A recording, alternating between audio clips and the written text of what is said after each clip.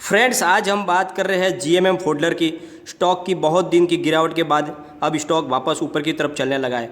दोस्तों, लगातार गिरावट ने स्टॉक को अपनी हाई प्राइस से सीधा आधी कीमत पर ला दिया था। लगातार तेजी के दौरान स्टॉक 6913.85 तक चला गया था और लगातार पॉजिटिव माहौल बना हुआ था कि अचानक प्रमोटर ने ओएफएस के माध्यम से 3500 में अपने 17.6% की हिस्सेदारी बेचने की घोषणा कर दी। एक तरफ तो बाजार में 6-7,000 के करीब प्राइस चल रही है और ओएफएस के माध्यम से उन्होंने सीधा 3500 की कीमत नक्की कर दी, जो कि सीधा 35% डिस्काउंट की बात हो जाती है। तो ऐसी बात किसी को अच्छी नहीं लगी और ये सब लोग कहने लगे ये तो हमारे साथ धोखा हो गया, इतनी बड़ी कोई प्राइस डिस्काउंट थोड़ी दी जाती है। और इसका सीधा स्टॉक के ऊपर निगेटिव असर पड़ा और फिर वहाँ से स्टॉक लोअर सर्किट में चला गया और लगातार लोअर सर्किट लगते लगते स्टॉक उसी लेवल पर आ गया जहाँ पे प्रमोटर ने ओएफएस में अपनी हिस्सेदारी बेचने की जो बात की थी, यानी स्टॉक की लो प्राइस कीमत हो गई थी 3457.90 और यह आज के दिन की जो लो प्राइस है। और अब ये स्टॉक वहाँ से वापस बाउंस बैक हो गया है क्योंकि ओएफएस की जो प्राइस थी वो 3500 थी और उसको टच कर गया था स्टॉक और फिर स्टॉक में आज अपर सर्किट लग गया। अब जिन्होंने ऊपर के भाव में स्टॉक खरीद कर रखा है उन्हें थोड़ी आशा जगी है कि हमारी प्राइस शायद वापस आ जाएगी और हम प्रॉफिट बुक कर लेंगे, लेकिन डर तो लगता ही है कहीं वापस गिरने लगा तो। इसलिए इस वीडियो में डिटेल से मैं आपको पूरी जानकारी दी है मैंने कि अगर आपको आगे क्या रणनीति अपनानी चाहिए, आपको क्या टेक्निक अपनानी चाहिए, कहाँ तक जाके आपको अपना प्रॉफिट बुक कर सकते हैं और कब आप इसमें से एग्जिट हो सकते हैं। साथ में जिसने अभी तक स्टॉक में इन्वेस्टमेंट नहीं किया है उन्हें किस लेवल पे अब स्टॉक में इन्वेस्टमेंट करना चाहिए, साथ में स्टॉक का टेक्निकल लेवल भी हम चेक करेंगे और एक बड़ी न्यूज़ निकल कर आई है उस न्यूज़ को भी पूरा एनालिस करेंगे और जिसकी वजह से स्टॉक के ऊपर प्राइस पर भी असर पड़ सकता है उस न्यूज़ का। लेकिन उससे पहले दोस्तों, अगर आप पहली बार मेरे चैनल पे आए तो चैनल को सब्सक्राइब कर दीजिए, एक बेल आइकन को दबा दीजिए ताकि जब भी नया वीडियो बनाऊँ पहला नोटिफिकेशन आपको मिले। वीडियो पसंद आए तो लाइक शेयर जरूर कीजिए, चैनल को सब्सक्राइब कीजिए। चलो दोस्तों, वीडियो स्टार्ट करते हैं। फ्रेंड्स, सबसे पहले हम कंपनी के बारे में थोड़ी जानकारी प्राप्त कर लेते हैं। GMM folder Gujarat machinery manufacturer और फोल्डर इंक यूएसए का एक जॉइंट वेंचर है। वर्ल्ड की number 1 glass line equipment company USA ने कंपनी में अपनी हिस्सेदारी 40% ली थी, जिसको उन्होंने 1999 में बढ़ाकर 51 कर दिया था और कंपनी का नाम भी बदलकर जीएमएम फोल्डर लिमिटेड कर दिया था। जीएम फोल्डर एक बहुत ही प्रतिष्ठित और फाइनेंशियली स्ट्रॉन्ग कंपनी है जिसका पूरे बाज़ार में करीब 50% का कब्जा है, यानी कुल कारोबार जो हो रहा है उसमें से 50% पूरा जीएमएम फोल्डर के पास ही है और इंडिया की मार्केट लीडर कंपनी है।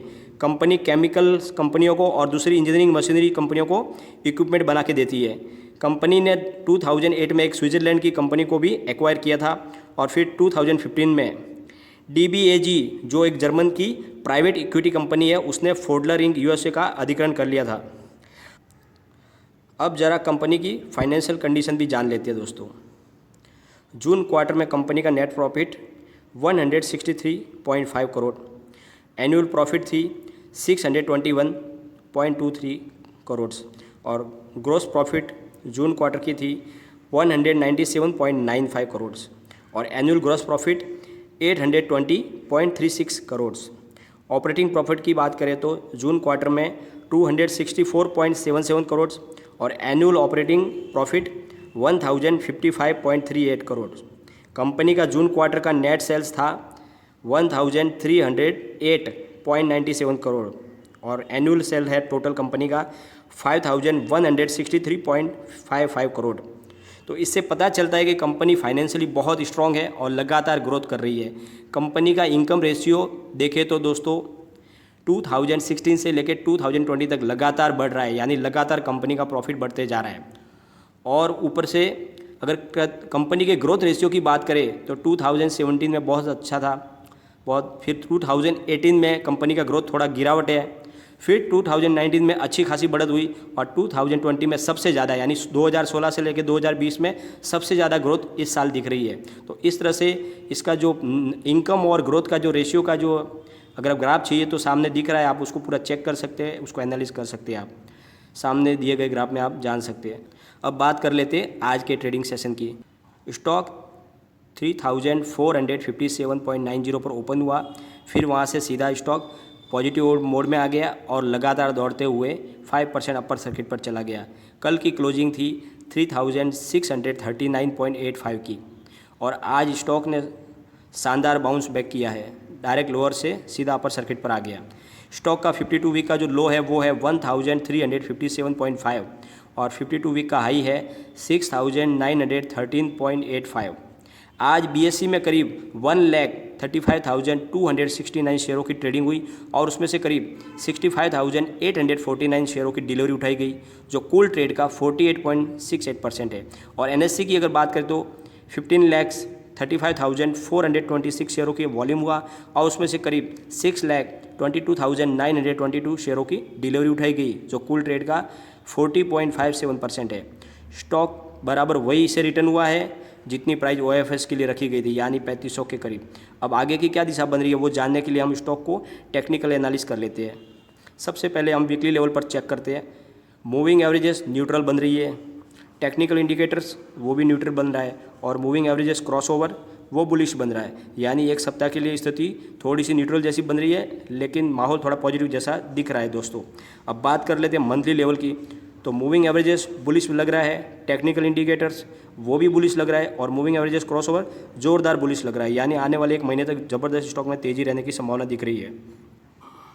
फ्रेंड्स, अब बात करते हैं उस न्यूज़ की जो स्टॉक की नई दिशा तय कर सकती है। अभी कल की न्यूज़ निकल कर आई है, कंपनी की इनसाइडर उर्मी पटेल ने 3,519 के भाव से अपनी 0.9% की होल्डिंग बेची है। इससे ज़्यादा टेंशन वाली बात तो इसलिए नहीं है क्योंकि सेल की क्वांटिटी बहुत कम है, मात्र 0.9%। यह एक साल के अंदर का सबसे बड़ा इनसाइडर सेल है, लेकिन चिंता का कारण यह है कि बाजार में भाव 3,804 का था और उन्होंने 3,519 के भाव से शेयर बेचे। इससे स्टॉक को लेकर एक नेगेटिव माहौल बनता है। इससे हमें यह एहसास होता है कि कंपनी के प्रमोटर ही कंपनी की वैल्यू 3500 के ऊपर नहीं मानते। अब उर्मी पटेल ने यह किस हिसाब से शेयर बेचे वो उनका लुकआउट है, परंतु यह अंडर प्राइस सेल के सामने आम इन्वेस्टर के मन में डर पैदा हो जाता है। फिर वो सोचने लगता है कि क्या इस लेवल पर मैं स्टॉक खरीदारी कर सकता हूँ, जबकि कंपनी के अंदर तो इस लेवल पे सेल कर रहे हैं। कंपनी के प्रमोटर 3500 के ऊपर अपनी कंपनी की वैल्यू मानते ही नहीं है। तो दोस्तों, इनसाइडर के पास करीब अभी तक 13% की हिस्सेदारी है, लेकिन एक तरह से आम इन्वेस्टर के लिए फ़ायदे की बात है। अगर वो अपना 13% हिस्सेदारी बाजार में रिलीज़ करेंगे तो आम इन्वेस्टर के पास खरीदने के लिए ज़्यादा शेयर मिल जाएंगे। और दोस्तों, अब बात कर लेते हैं उन इन्वेस्टर की जो ऊपर के भाव में फंसे हुए हैं।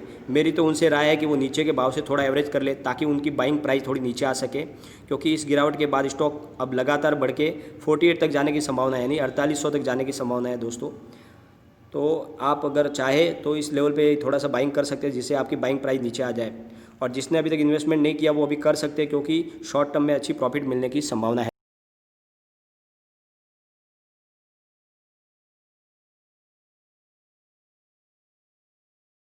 लेकिन कोई भी इन्वेस्टमेंट करने से पहले अपने फाइनेंशियल एडवाइजर से एक बार एडवाइस ले लें या अपना खुद का रिसर्च करें, क्योंकि मैंने वीडियो सिर्फ आपके एजुकेशनल पर्पज़ के लिए ही बनाया है। वीडियो पसंद आए तो लाइक शेयर जरूर कीजिए और चैनल को सब्सक्राइब कर दीजिए।